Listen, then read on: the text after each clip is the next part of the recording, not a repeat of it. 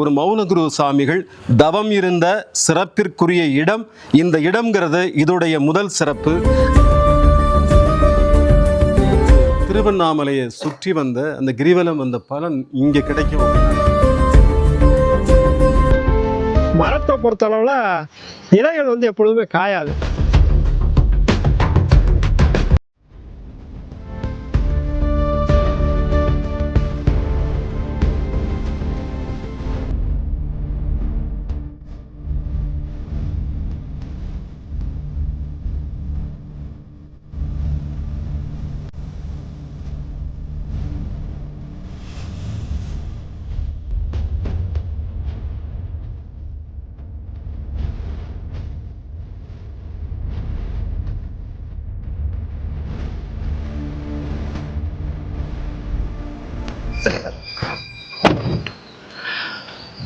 Media tax நேயர்களுக்கு அன்பு வணக்கம். நேயர்களே, இப்போ நம்ம திண்டுக்கல்ல இருந்து ஒரு 12 கிலோமீட்டர் தூரத்தில் இருக்கிற ஒரு அற்புதமான ஆன்மீக தலத்துக்கு போக போகிறோம். தனித்துவமான ஆன்மீக தலங்கள், புகழ்பெற்ற ஆன்மீக தலங்கள் மட்டும் இல்லாமல் இதுவரைக்கும் மக்களுக்கு அறிமுகம் இல்லாத ஆன்மீக தலங்களையும் நம்ம இந்த நிகழ்ச்சி மூலமாக அறிமுகப்படுத்துகிறோம். அப்படி ஒரு ஆன்மீக தலம் தான் நம்ம திண்டுக்கல்ல இருந்து பள்ளி ரோட்டில் லெஃப்டில் திரும்பினா கசவனம்பட்டி இருக்குது. அந்த கசவனம்பட்டிக்கு ஒரு 2 கிலோமீட்டருக்கு முன்னாடி குஞ்சனம்பட்டி அப்படின்னு ஒரு ஊர். அந்த ஊரில் சிவமலை அப்படின்னு ஒரு ஊர் இருக்குது. அந்த சிவமலை பக்கத்தில் இருக்கக்கூடிய அற்புதமான இடம்தான் இந்த அருணாச்சலேஸ்வரர் கோயில். அந்த கோவிலை இப்போ நம்ம பார்க்குறோம். ஆதி உண்ணாமலையம்மன் உடனுரை ஸ்ரீ ஆதி அண்ணாமலையம் சாமியோட கோயில் இருக்கு. அந்த கோயில்களை இப்போ நம்ம பார்க்க போகிறோம். அந்த கோயிலோட சிறப்பு என்ன, வரலாறு என்ன தெரிஞ்சுக்கலாம் வாங்க.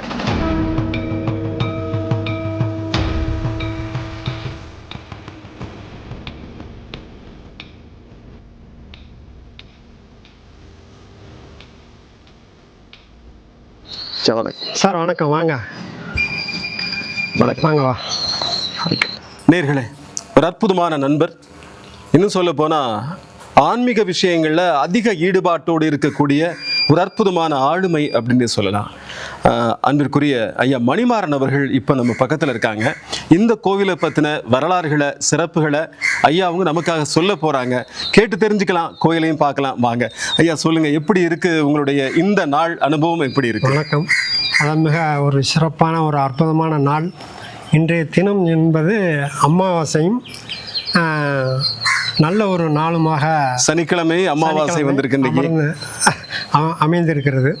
அந்த அடிப்படையில் நீங்கள் இந்த மீடியா தொழில் மூலமாக ஆன்மீக நிகழ்ச்சிகளை இன்றிலிருந்து தொடங்குகிறேன் என்று எண்ணுகிறேன். நல்ல சிறப்பான ஒரு தொடக்கமாக இது கண்டிப்பாக இருக்கும். மனிதர்களால் நடப்பதில் எல்லாம் அவன் செயல் சொல்றோம். அனுபவம் கூட அவன் இல்லாமல் அசையாதுன்னு சொல்றோம். அது மாதிரி இறைவன் செயல். இன்னைக்கு இன்றைய நாளின் சிறப்பு சொல்லியிருக்கீங்க, அழகா சொல்லியிருக்கீங்க. இந்த கோயில் எப்படிப்பட்ட கோவில், இதோட வரலாறு என்ன, சிறப்பு என்ன, அப்படி சொல்லுங்க நம்ம நேயர்கள். பொதுவாக சிவன் கோயில் என்றாலே பெரும்பாலான இடங்களில் அதிகமாக வெளிப்பாடு இல்லாமல் அமைதியாக இருக்கக்கூடிய ஒரு சூழ்நிலை தான் இருக்கும். இந்த இடத்த பொறுத்தெல்லாம் திரு கசவன மௌனகுரு சாமிகள் ஆதியிலே தவம் பண்ண ஒரு இடமா அதை சொல்கிறாங்க. மிகச்சிறப்பான ஒரு விஷயத்த சொல்லியிருக்கிறாங்க. இந்த பகுதியில் கசவனம்பட்டி ஜோதி மௌனகுரு சுவாமிகள் அவர்களை பற்றி தெரியாத ஆட்கள் யாருமே கிடையாது. அவர் ஒரு ஆன்மீக குருவா ஏற்றுக்கிட்டவங்க இந்த தமிழ்நாட்டிலே நிறைய பேர் இருக்கிறாங்க. அப்படிப்பட்ட ஒரு மௌனகுரு சுவாமிகள் தவம் இருந்த சிறப்பிற்குரிய இடம் இந்த இடம்ங்கிறது இதோடைய முதல் சிறப்பு. அடுத்தடுத்து என்னங்க இருக்கு அந்த கோவிலில்? அடுத்தது பார்த்தீங்கன்னா ரமணகிரி சாமிகள்னு சொல்லிட்டு நம்ம குட்லாடம்பட்டிக்கு தெற்க ஒருத்தர் இருக்கார். அவரை இந்த மௌனகுரு சாமியை பார்க்க சொல்லி சொன்னதை ரமணர்னு சொல்றாங்க. இது வரலாற்றில் ஸ்ரீ ரமணரும் கூட திண்டுக்கலை சார்ந்தவர். ஆமாம், திண்டுக்கலை சார்ந்தது. இது ஒரு மிக சிறப்பான ஒரு செய்தி. திண்டுக்கல் என்பது ஒரு மிகச்சிறந்த ஒரு ஆன்மீக நகரமாக பொதுவாக துலங்குது. அந்த அடிப்படையில் பார்த்தீங்கன்னா அந்த தெற்க ஒரு ஒளி துலங்குது, அதை போய் பாருன்னு சொல்லி ரமணர் அந்த வேங்கடகிரின்னு சொல்லி அவருக்கு பேர். அவர் ஆக்சுவலாக பார்த்தீங்கன்னா பிரான்ஸ் எம்பரர். அவர் அந்த பிரான்ஸ் எம்பரருக்கு டைரக்ஷன் கொடுத்த ரமணர். அந்த அதுக்கு இடையில அந்த மௌனகுரு சாமி அவர் பார்க்க சொல்லி அவர் சந்திச்சா ஒரு செய்தி இருக்கு. நம்ம மற்ற விஷயங்களை கோவிலை சுற்றி பார்த்துட்டே பார்க்கலாம். விநாயகரை பொதுவாக வணங்குவது என்பது தமிழர் மரபு. ஆமாங்க. அந்த வழியில் இந்த ஆதி அண்ணாமலை அருணாச்சலேஸ்வரனுடைய திருக்கோயிலில் விநாயகர் சந்நிதி கன்னி மூலை என்று சொல்லக்கூடிய தென்மேற்கு மூலையில் அமைந்திருப்பது என்பது மிகச்சிறப்பான ஒரு விஷயம். இங்கே விநாயகர் வந்து கன்னிமூல கணபதியா அமர்ந்திருக்கிறாரு இந்த கோயிலில்.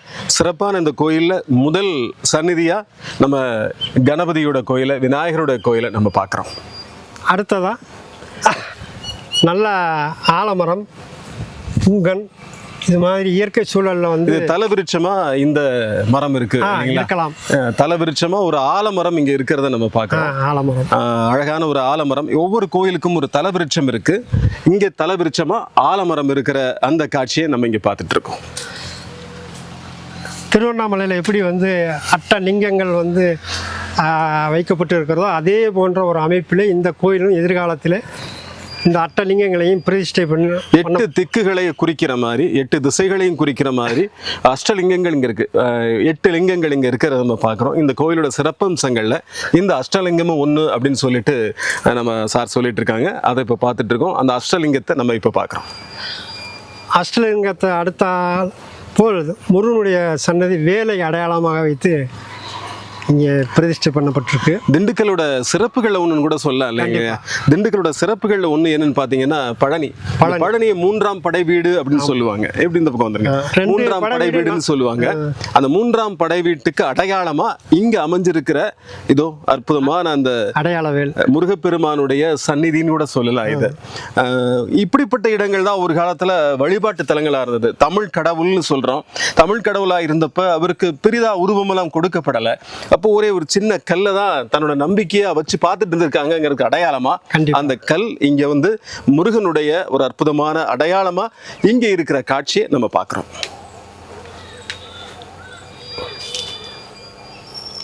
அற்புதமான தரிசனம். முதல்ல ஒரு விநாயகர் சந்நிதியை பார்த்தோம். அதுக்கப்புறம் தலவிருட்சமா ஆலமரத்தை பார்த்தோம். அதுக்கப்புறம் அஷ்டலிங்கங்களை பார்த்தோம். அதுக்கப்புறம் பார்த்தீங்கன்னா முருகப்பெருமானுடைய சந்நிதியை பார்த்தோம். அடுத்து ஐயா என்ன விஷயங்களை காட்ட போறாரு. தனியா வந்து இங்க தனி ஆலயம் வந்து அமைக்கப்பட்டிருக்கிறது. பைரவர் சன்னதிக்கு போறதுக்கு முன்னாடியே பைரவர்கள் நம்மளை வரவேற்கிற காட்சியை பார்க்கறாங்க. மிகப்பெரிய நிறைய பைரவர்கள் இங்க இருக்கிறாங்க. ஒரு விஷயம், அவங்க வந்து ஜீவனுள்ள பைரவர்களாவே அமர்ந்திருக்கிறாங்க. கண்டிப்பா அந்த காட்சியை நம்ம பார்க்கிறோம். பொதுவாக சொர்ண பைரவர் அப்படிங்கிறவர் வந்து சிவனுடைய இன்னொரு அம்சம் தான்.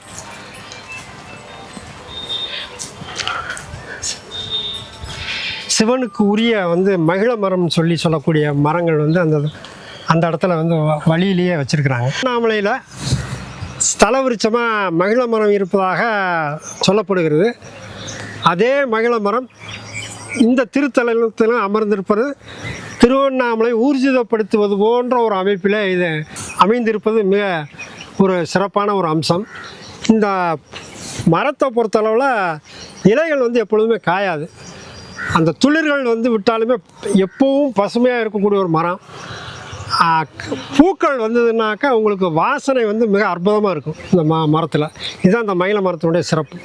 மகிழம்பூ காடாக தான் இது இருந்ததுன்னு கூட சொல்கிறாங்க. மிகப்பெரிய ஒரு அம்மாவை கொஞ்ச நேரத்துக்கு முன்னாடி சந்திச்சேன் இங்கே வரதுக்கு முன்னாடி. அவங்க சொன்னாங்க இந்த இடம் முழுக்கவே பாறைகளாலும் நிறைய மரங்களாலும் சூழப்பட்டிருந்தது அப்படின்னு சொன்னாங்க. அந்த மரங்கள் குறிப்பாக மகிழம்பூ மரங்களாக இருந்திருக்கு அப்படிங்கிறத நம்ம இங்கே பார்க்குறோம். இந்த மகிழம்பூக்களால் இங்கே அபிஷேகம் பண்ணியிருக்காங்க காலபைரவருக்கு. அதையும் நம்ம இங்கே பார்க்குறோம். அப்போ மகிழம்பூ காடாக தான் இந்த காடு அமைஞ்சிருக்கு. இங்கே இது நம்ம திருவண்ணாமலையில மகிழம்பூ வந்து மரம்ங்கிறது வந்து அவருக்கு வந்து ஒரு திருவண்ணாமலையுடைய தலவிருட்சம் மகிழம்பூ மரம் தான். அதே மாதிரி இங்கேயும் மகிழம்பூ மரங்கள் நிறைய இருக்கிறத பார்க்குறோம். இது ரெண்டையும் நம்ம பார்க்கும்போது திருவண்ணாமலைக்கும் இந்த இடத்துக்கும் இங்கே இருக்கக்கூடிய இந்த அற்புதமான அண்ணாமலையார் கோவிலுக்கும் கூட ஒரு மிகப்பெரிய சம்பந்தமோ தொடர்போ இருக்கு. அது மட்டும் இல்லாமல் அந்த இடமும் யோகிகளால் தவஞானிகளால் சூழப்பட்ட ஒரு இடம். அதே மாதிரி இந்த இடத்துல கூட மௌனகுரு சுவாமிகள் தவம் பண்ணியிருக்கிறார் அப்படிங்கிறது உண்மையிலே ஆச்சரியத்துக்குரிய விஷயம். ஒப்புமைகள் உலகெங்கும் நாம் நிற்கும் இடத்தை திருவண்ணாமலையாக மாற்றிக்கொள்வோங்கிற மாதிரி இந்த இடத்தை திருவண்ணாமலையாக நம்ம வந்து கற்பனை பண்ணி பார்த்தா இதுதான் திருவண்ணாமலை. பொதுவாக சிவன் சொன்னால் மங்களகரமானவர்னு சொல்லி ஒரு தமிழில் ஒரு தூய சொல் உண்டு. அந்த அதனுடைய அடிப்படையில் வந்து பார்த்தீங்கன்னா சிவன் இருக்கிற இடம் எல்லாமே மங்களகரமான இடம். அதில் பெரும்பாலும் வந்து இந்த மாதிரி ஞானிகள் போய் உட்கார்ந்த இடங்கள் தான் இது மாதிரி பெரிய இடங்களில் பெரிய திருத்தலங்களாகவும் பெரிய கோயில்களாகவும் அது வளர்ந்து உருவாயிருக்கு. இது அடிப்படையில் வந்து கூர்ந்து ஆராய்ஞ்சு பார்த்தோம்னா தெரியும். சாமி வந்து ஒவ்வொரு இடத்துல வந்து பாறையில் உட்காந்தா சொல்கிறாங்க. வாங்க அதை பார்ப்போம். இப்போ நம்ம முக்கியமான ஒரு இடத்துக்கு போக போகிறோம். என்ன இடம் அப்படின்னு பார்த்தீங்கன்னா, இங்கே நம்முடைய ஸ்ரீ மௌனகுரு சுவாமிகள் அவர்கள் வந்து முதல்ல அமர்ந்த இடம், அதான் நிர்வாணம் பெறுதல்னு சொல்லுவாங்க தமிழில். என்ன அப்படி அர்த்தம்னு கேட்டிங்கன்னா, ஞானம் பெறுதல் தான் நிர்வாணம் பெறுதல்னு சொல்கிறாங்க. அவர் நிர்வாணம் பெற்ற இடம் இதுவாக இருக்கலாம் அப்படின்னு பல பெரியவர்கள் சொல்கிறாங்க. இன்னும் சொல்ல போனால் இங்கு தான் முதலாக அமர்ந்திருந்தார். அவர் விரும்பி வந்த ஒரு காடு, விரும்பி வந்த ஒரு இடம், அவர் அமர்ந்த அற்புதமான அந்த பாறையை நம்ம இப்போ பார்க்க போகிறோம். அந்த பாறை எப்படி இருக்குங்கிறத உங்கள் கற்பனைக்கு விடுறேன். அந்த பாறையை நம்ம இப்போ நேரில் பார்க்க போகிறோம். மௌனகுரு சாமி வந்து பொதுவாக வந்து எல்லாருமே அந்த பாறையோட பேக்ரவுண்டில் தான் பார்த்துருப்பாங்க. நிறையா ஒளிப்படங்களும் அப்படி தான் இருக்கும். இப்போ நம்ம அந்த பாறையை பார்த்தோம்னா யானையினுடைய மத்தகம் மாதிரி தெரியும். உட்காந்து பார்க்குறப்ப சாமி அதில் எப்படி உட்காந்துருந்தாருன்னா இருக்குமோ அதே மாதிரியான ஒரு அமைப்பில் அந்த பாறை. இதுதான் அந்த பாறைங்களா? இதுதான் அந்த பாறை. அந்த பாறையை கொஞ்சம் எடுத்துக்கலாம். நம்முடைய ஸ்ரீ மௌனகுரு சாமிகள் அவர்கள் அமர்ந்திருந்த பாறையாக சொல்லப்படும் பாறை இந்த பாறை தான். இந்த பாறையில் தான் அவர் ஞானம் பெற்றிருக்கலாம். அந்த ஞானம் பெற்ற பின்பு தான் இங்கிருந்து அகன்று பக்கத்தில் இருக்கக்கூடிய கசவனம்பட்டிக்கு போயிருக்கார் அப்படிங்கிறதையும் நம்ம கேள்விப்படுறோம். நிறைய பேர் இந்த ஊர் மக்கள் அவர் இங்கே அந்த நிர்வாண கோலத்தில் அமர்ந்திருக்கிறத பார்க்க முடியாமல் அவரை விரட்டி விட்டதான்னு சொல்கிறாங்க. ஆனால் விரட்டி விடப்படவில்லை. ஞானம் பெற்று இந்த ஞானம் பலருக்கும் பரவணும் அப்படிங்கிற அடிப்படையில் இங்கிருந்து அவர் அகன்று சென்றிருக்கிறார். ஞானிகள் நினைத்தால் எந்த இடத்திலும் நிலைபெற முடியும். அவர் இங்கே வந்து நிலைபெறணும்னு நினைச்சு உட்கார்ந்துருக்காரு. ஞானம் பெற்ற இந்த ஞானம் வந்து பலருக்கும் போய் சேரணும் அப்படிங்கிறதுக்காக இந்த இடத்துல அகன்று பக்கத்தில் இருக்கக்கூடிய கசவனம்பட்டிக்கு போயிருக்காரு அப்படிங்கிற ஒரு விஷயத்தை நம்ம இங்க வந்த பின்னாடி உணர முடியுது. அந்த இடத்துல நம்ம ஐயா அவர்கள் கிட்டத்தட்ட ஞான குரு சுவாமியோட ஆசி பெற்ற, இன்னும் பல குருமார்களின் ஆசி பெற்ற மணிமாறன் ஐயா இப்ப அங்க உட்கார போறாங்க. எப்படி இருக்கு அப்படிங்கிறத மட்டும் அவர்கிட்ட கேட்டு தெரிஞ்சுக்கலாம்.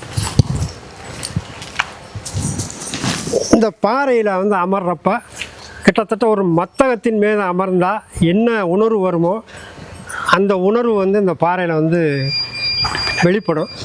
புறத்தோற்றமும் வந்து வேற ஒரு ஆங்கிளில் பார்த்தோம்னா யானையின் மத்தகம் மாதிரியே தான் இருக்குது. இதை சாமியால் எப்படி வந்து சூஸ் பண்ணி உக்காந்தாங்கன்னு தெரியல. இந்த திருத்தலக்கு கிட்டத்தட்ட ஒரு 5 ஆண்டு காலத்துக்கு மேலே நான் வர்றப்ப இந்த 2 மாதத்துக்குள்ளார தான் நான் வந்து இந்த பாறையில் வந்து அமர்றேன். காலையில் தான் காஷ்மீர்லேருந்து என்னுடைய நண்பர் ஒருத்தர் மத நல்லிணக்கத்தை பற்றி பேசுகிறாரு. காஷ்மீரில் ஒரு தர்காவை பார்த்துட்டு ரிட்டனில் வர்றாரு. இந்த இடத்துல உட்காந்து நான் அவரை என்னுடைய நண்பர் கூப்பிட்டா ஒரு 5வது நிமிஷம் திரு காதர் என்னுடைய நண்பர், நீண்டகால நண்பர் வந்து என்னை கூப்பிட்றாரு. இது மாதிரி வந்து சிவனை பற்றி பேசணும்.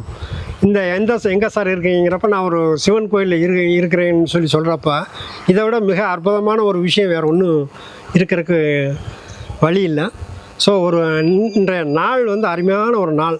அமாவாசைங்கிற வந்து இந்துக்கள் சம்பிரதாய பிரகாரம் வந்து பார்த்தா பரிபூர்ணமான நாள். எதை தொடங்கினாலும் வந்து வெற்றிக்கு வித்தாகக்கூடிய ஒரு நல்ல நாள். அந்த மாதிரியான ஒரு நாளில் நண்பர் வந்து ஒரு நல்ல துளிர் மீடியாங்கிற ஒரு அமைப்பு மூலமாக இது மாதிரி ஒரு ஆன்மீக கருத்துக்களை சொல்ல போகிறாருங்கிறப்ப அதை கேட்குறப்பே நமக்கு ரொம்ப மகிழ்ச்சியாகவும் ரொம்ப ஒரு புத்துணர்ச்சியாகவும் ஒரு ஆனந்தமான ஒரு சூழலையும் கொடுக்குது. நண்பருக்கு வந்து இறைவன் எல்லா வளத்தையும் வாழ்வையும் கொடுக்கட்டும்னு நான் வேண்டிக்கிறேன். அது மட்டும் இல்லை, எல்லா உயிர்களும் இன்புற்று வாழணுங்கிறது ஆன்மீகத்தோட அடிப்படை தத்துவம். இதுதான் வந்து இன்றைய தேதிக்கு தேவை. அப்படி நீங்கள்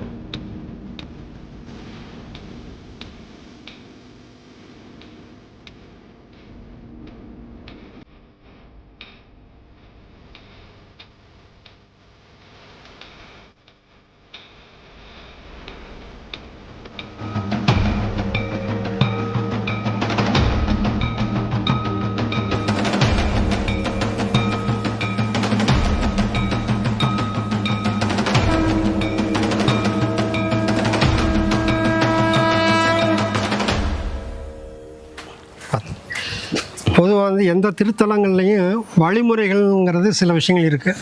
ஆண் எப்படி வழிபட வேண்டும், பெண்கள் எவ்வாறு வழிபட வேண்டும் என்பதை சித்திரமாக இங்கே வரைந்து வைத்திருக்கிறார்கள். திருவாடானை போன்ற சில திருத்தலங்களில் இவை சிற்பமாகவும் செதுக்கப்பட்டிருக்கிறது. ஆண்கள் பொதுவாக மல்லாக்கப்படுத்தி வணங்க கூடாது. பெண்கள் வந்து தங்களுடைய முன்பகுதி வந்து தரையில் படுத்து வணங்குவதோடு வணங்கக்கூடாது. அதனுடைய வெளிப்பாடு தான் இந்த சித்திரங்கள். பாத்தீங்கன்னா சாஷ்டாங்கமா குப்புறப்படுத்து உடல் முழுவதும் வந்து தரையில படுற மாதிரி வணங்கணுங்கிறது சரியான ஒரு வணக்க முறையா சொல்றாங்க. அந்த வணக்க முறையை பத்தின ஒரு அழகான ஓவியம் இங்க தீட்டப்பட்டிருக்கு. அந்த ஓவியத்தை இப்ப நம்ம பார்த்துட்டு இருக்கோம். இறைவனோட அனுகிரகம் எந்த இடத்துல கிடைக்கும் அப்படிங்க தெரியாது. தான் நினைத்த இடத்தை கோவிலாக்கக்கூடிய சக்தி அந்த இறைவனுக்கு மட்டும்தான் இருக்கு. அப்படிப்பட்ட இறைவன் விரும்பி வந்து அமர்ந்திருக்கக்கூடிய ஒரு இடமாகத்தான் இந்த சிவமலை அமைந்திருக்கு. நம்முடைய இந்த சிவமலை பார்த்தீங்கன்னா குஞ்சனம்பட்டியில் இருக்கு. சிவமலையுடைய அந்த தெய்வத்தை நம்ம இப்போ பார்க்க போறோம்.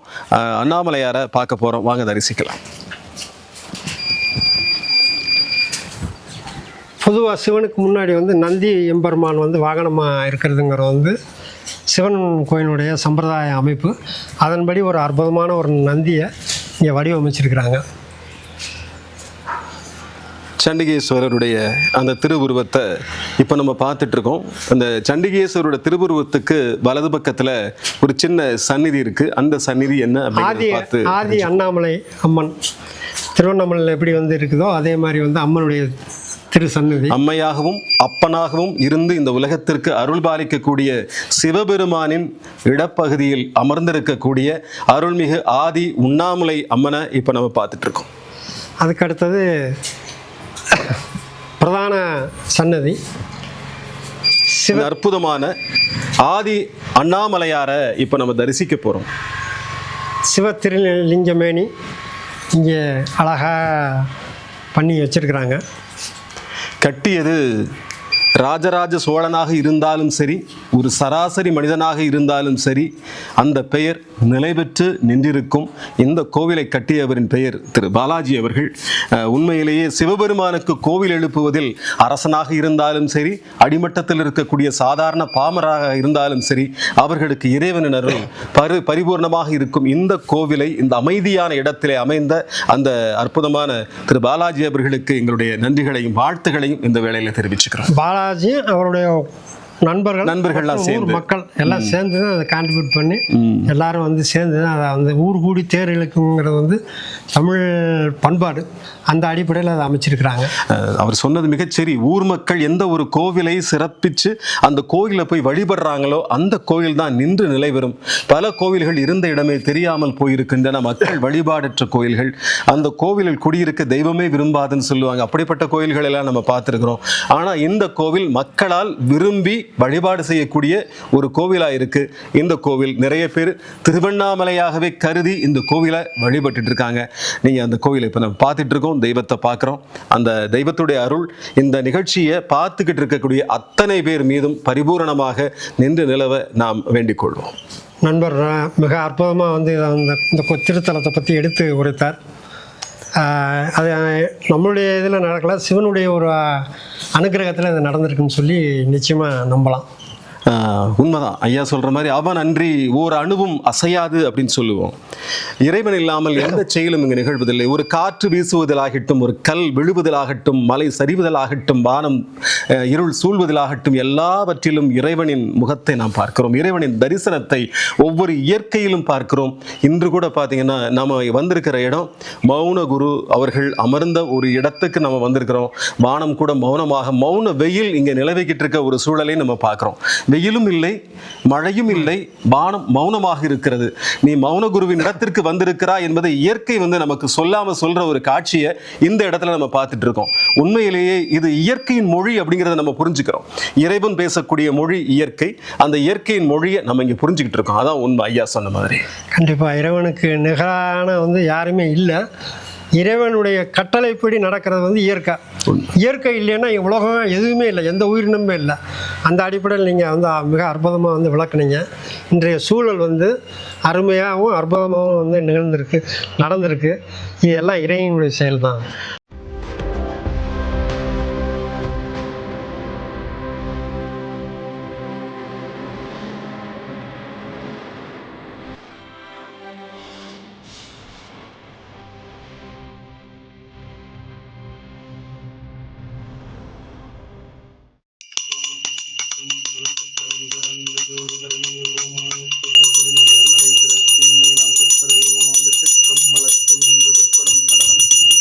உங்கள்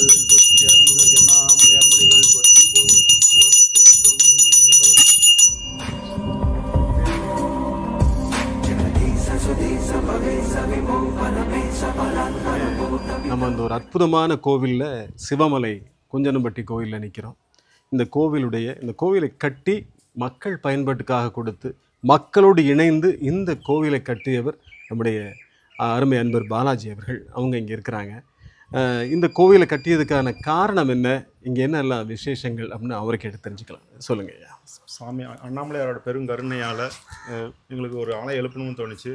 ஊர் மக்களோட உதவியோட ஆலயம் எழுப்பி கிட்டத்தட்ட 6 வருஷம் ஆயிடுச்சு. இங்கே வந்து வழிபட்டவங்க 40 பேர் 45 பேருக்கு மேலே திருமணம் ஆகிருக்கு. வருஷத்தில் ஒரு வருஷம் மதுரை மீனாட்சியப்ப திருக்கல்யாணம் பண்ணுறோம். 2 பிரதோஷ பூஜை நடக்குது, தேய்பிர அஷ்டமி நடக்குது, பௌர்ணமி பூஜை நடக்குது. எல்லாம் சிறப்பாக பூஜை எல்லாம் சிறப்பாக போயிட்டுருக்குங்க. இந்த இடத்துல ஒரு கோயிலை கட்டணுங்கிற ஒரு எண்ணம் உங்களுக்கு எதனால ஏற்பட்டது? அது சாமியோட அண்ணாமலையாரோட பெருங்கருணையால் வந்ததுதாங்க. அவருடைய விருப்பம் இல்லைங்களா? இது உங்களுக்கு கனவுல வந்ததுங்களா, வேற யாருடைய கனவுல வந்து இந்த மாதிரி ஒரு கோயில் எழுப்பணும்னு வேண்டிக்கிட்டாங்க? உணர்வு வந்ததுங்க. கோயில் கட்டணும்னு ஒரு உணர்வு வந்ததுனால தாங்க அந்த சாமி அது எழுந்தருள் பண்ணியிருக்காரு. நிச்சயமா. நான் ஏற்கனவே சொன்னேன், தனக்கு விரும்பிய இடத்தில் கோவில் அமைப்புக்கு இறைவனே வந்து ஆவணம் செய்து கொடுப்பான். எத்தனை வருஷத்துல, எத்தனை ஆண்டுகள் ஆச்சு அந்த கோயில் கட்டுறதுக்கு? 6 வருஷம் ஆயிடுச்சு. கோயில் கட்டினது வந்து 1 வருஷத்துல கட்டியாச்சு. இப்போ 6 வருடம் ஆயிட்டு கட்டி 6 வருடம் ஆயிடுச்சு. 1 வருஷத்திலே கட்டி முடிச்சிட்டீங்க.